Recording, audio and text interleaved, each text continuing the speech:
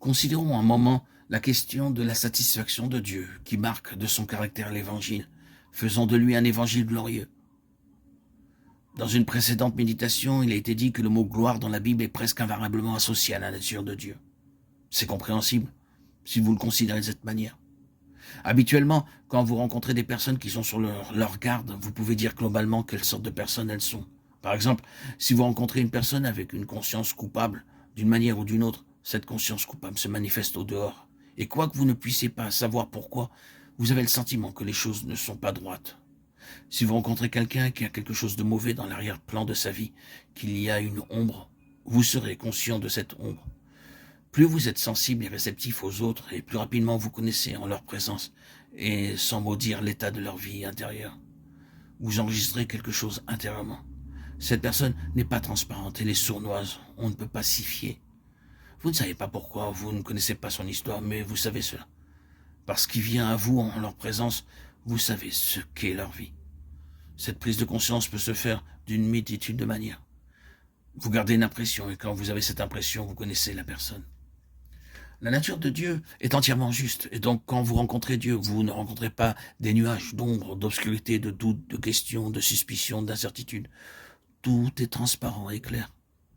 C'est une chose redoutable de venir dans la réelle présence de Dieu. Vous n'avez pas besoin de parler. Vous savez qu'il vous connaît. Il lit en vous, absolument et véritablement. Quand le Seigneur Jésus était ici-bas, n'importe quelle obscurité qui venait en sa présence était aussi démasquée. Il n'avait pas à dire quoi que ce soit. Il allait dans un lieu et les démons se mettaient à crier « Ah, qu'y a-t-il entre nous et toi, Jésus de Nazareth ?»